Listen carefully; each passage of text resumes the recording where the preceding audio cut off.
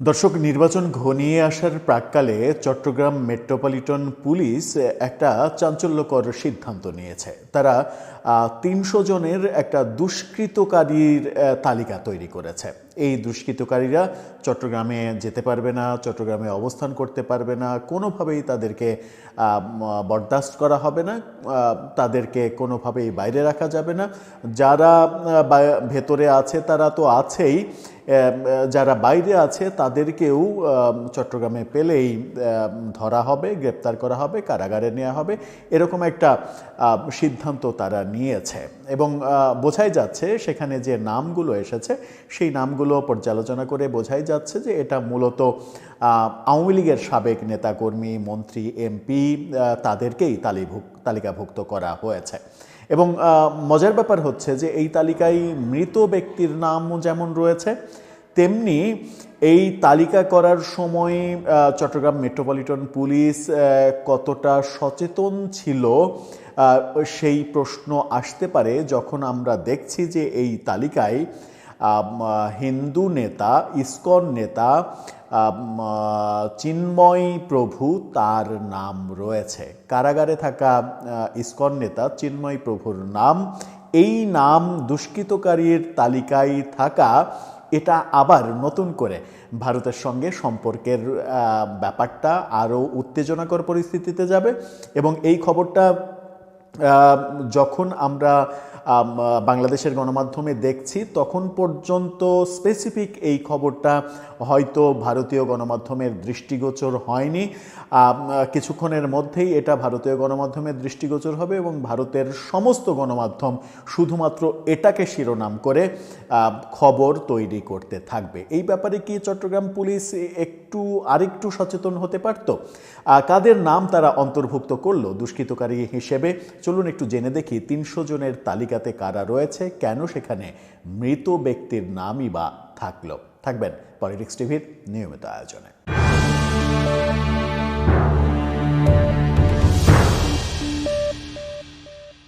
দর্শক, বলছিলাম Chittagong metropolitan police একটা বেশ বড় সিদ্ধান্ত নিয়েছে। বড় সিদ্ধান্তই বলতে হয়, চাঞ্চল্যকর সিদ্ধান্তই বলতে হয়। ৩০০ জনের তালিকা করেছে এবং সেটা নির্বাচনের প্রাক্কালীন আইন শৃঙ্খলা পরিস্থিতি নিয়ে তাদের এক ধরনের উদ্বেগ রয়েছে। সেই উদ্বেগের কারণেই এই সিদ্ধান্ত তারা নিয়েছে যে এই লোকগুলো, এই ৩০০ জন চট্টগ্রাম মহানগরীতে কিংবা চট্টগ্রাম অঞ্চলে আইন শৃঙ্খলা পরিস্থিতির অবনতি ঘটাতে পারে। সুতরাং তাদের কোনোভাবেই মুক্ত রাখা যাবে না, তাদের কোনোভাবেই বরদাস্ত করা হবে না। এবং সবথেকে বড় কথা, দুষ্কৃতকারী হিসেবে এই ৩০০ জনকে চিহ্নিত করা হলো। গণমাধ্যমের শিরোনামটা দেখে নিন, সেখানে কয়েকজনের ছবি দিয়ে তারা শিরোনাম করেছে। সাবেক মন্ত্রী, এমপি সহ ৩৩০ দুষ্কৃতকারীকে নিষিদ্ধ করল সিএমপি, অর্থাৎ চট্টগ্রামে তারা পুরোপুরি নিষিদ্ধ। এখন চট্টগ্রামে যিনি জেলখানায় আছেন কিংবা যারা জেলখানায় আছেন, যারা চট্টগ্রামের জেলে আছে, তাদেরকে কি চট্টগ্রামের জেল থেকে অন্য চট্টগ্রামের বাইরে, যেহেতু নিষিদ্ধ করা হয়েছে, চট্টগ্রামের বাইরে অন্য কোনো জেলে পাঠিয়ে দেওয়া হবে? গণমাধ্যম কি বলছে? সেখানে বলছে যে চট্টগ্রামে ৩৩০ জন দুষ্কৃতকারীর নামে তালিকা প্রকাশ করে তাদের মহানগরী এলাকা থেকে বহিষ্কার এবং প্রবেশ ও অবস্থান নিষিদ্ধ ঘোষণা করে গণবিজ্ঞপ্তি জারি করেছে চট্টগ্রাম মহানগর পুলিশ।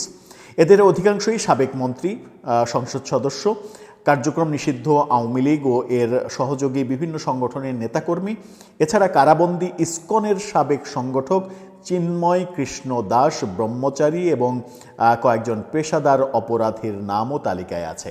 যে তালিকায় পেশাদার অপরাধীর নাম আছে সেই তালিকায় চিন্ময় কৃষ্ণ দাস, চিন্ময় প্রভু সংক্ষেপে যিনি যে নামে পরিচিত, তার নাম অন্তর্ভুক্ত করা নতুন আন্তর্জাতিক জটিলতা তৈরি করবে কিনা সেটাই এখন দেখার বিষয়। আজকে এই ঘোষণা তারা দিয়েছে। সিএমপি কমিশনার হাসিব আজিজের সই করা গণবিজ্ঞপ্তিতে বলা হয়েছে 1978 সালের চট্টগ্রাম মেট্রোপলিটন পুলিশ অধ্যাদেশের 40, 41 ও 43 ধারায় প্রদত্ত ক্ষমতা বলে চট্টগ্রাম মহানগর এলাকায় অবস্থানরত ৩৩০ জন দুষ্কৃতকারীকে মহানগর এলাকা থেকে বহিষ্কার করেছে।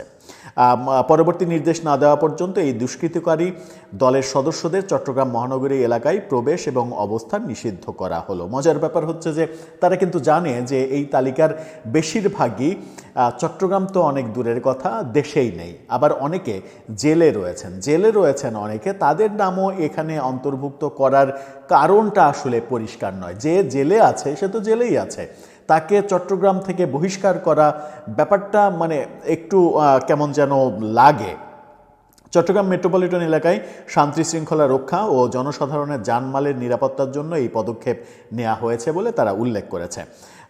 তবে গণবিজ্ঞপ্তি প্রকাশের পর চট্টগ্রাম নগরীর বিভিন্ন এলাকায় চেকপোস্ট বসিয়ে তল্লাশি শুরু করেছে যৌথ বাহিনী। এর আগে চট্টগ্রাম নগরীর জামালখানে প্রেস ক্লাবের সামনে নিষিদ্ধ ছাত্রলীগের নেতাকর্মীদের একটি মিছিলের ভিডিও সামাজিক যোগাযোগ মাধ্যমে ছড়িয়ে পড়ে।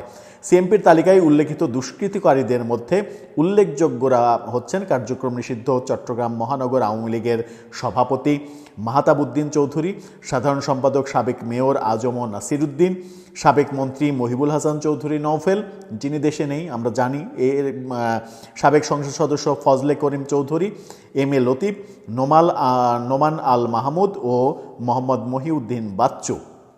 এদের মধ্যে ফজলে করিম ও লতিফ বর্তমানে কারাগারে রয়েছেন, বাকি কেউ কিন্তু দেশে নেই বলেই মনে হয়।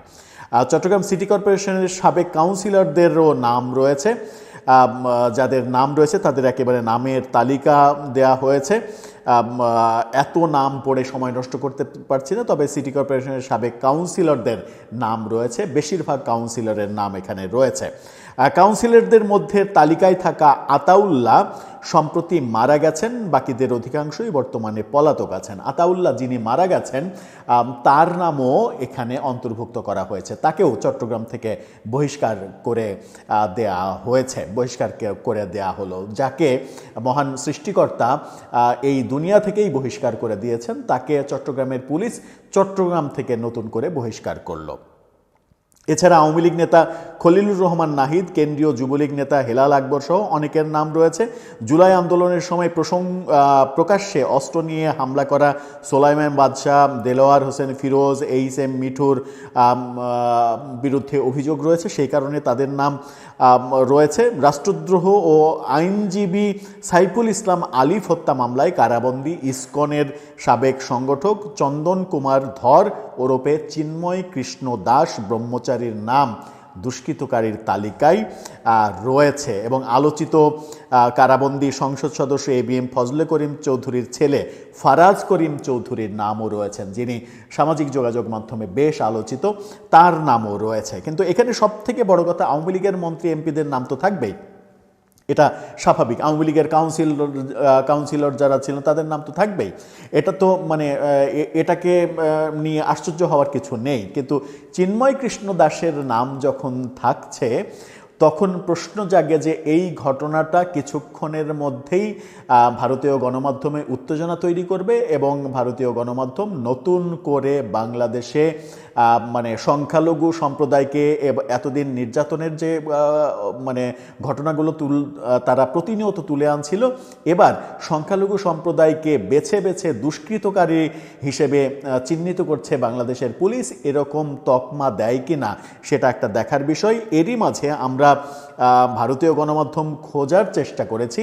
ভারতীয় একাধিক গণমাধ্যমে এখন পর্যন্ত মানে যতগুলো গণমাধ্যম আছে বেশিরভাগ টপ গণমাধ্যম, সবগুলোতেই খোঁজ নেওয়ার চেষ্টা করেছি।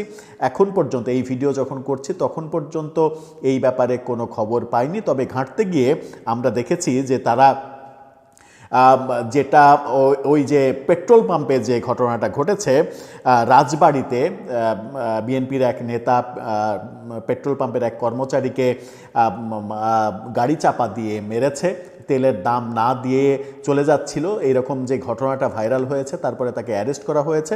সেই যে যুবক নিহত হয়েছে সেই যুবক হিন্দু যুবক, এই শিরোনামে কিন্তু ভারতীয় গণমাধ্যমে খবর হচ্ছে। নর্থ ইস্ট নিউজের শিরোনামটা দেখে নিন, তারা বলছে Bangladesh Hindu fuel station worker crushed to death in রাজবাড়ী।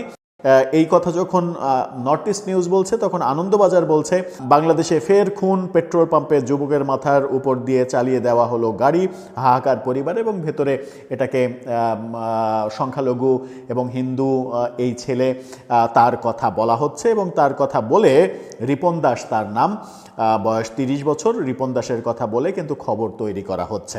যখন এটাকেই, যেটা ইনডাইরেক্টলি সংখ্যালঘু ইস্যু, মানে ডিরেক্ট সংখ্যালঘু নির্যাতনের ইস্যু না, কিন্তু এটা একটা ঘটনা, মানে প্রভাব বিস্তার করতে যাওয়া, সে সংখ্যালঘুর সম্প্রদায়ের এই কারণেই তাকে মারা হয়েছে, আমার মনে হয় না যে ব্যাপারটা সেরকম ঘটেছে। কিন্তু সেই ঘটনাটাকেই যেহেতু তারা মানে মার্কার পেন দিয়ে হাইলাইট করছে যে এটা সংখ্যালঘু নির্যাতনের আর একটা ঘটনা, তখন চিন্ময় কৃষ্ণ দাসকে যখন আপনি দুষ্কৃতকারী হিসেবে মানে একেবারে কি বলবো, যে নামধারী অপরাধীদের তালিকায় নিয়ে আসছেন, যারা একেবারে ডাকাত, চোর, ডাকাত, বদমাশ এরকম মানে যারা রয়েছে, তাদের তালিকায় যখন আপনি চিন্ময় কৃষ্ণ প্রভুর নাম নিয়ে আসছেন, তখন সেটা কিভাবে ভারতীয় গণমাধ্যম দেখে এবং এটা ইন্টারন্যাশনাল গণমাধ্যমে কিভাবে এই নিউজটাকে ট্রিট করা হয়, সেটাই এখন দেখার বিষয়। আমাদের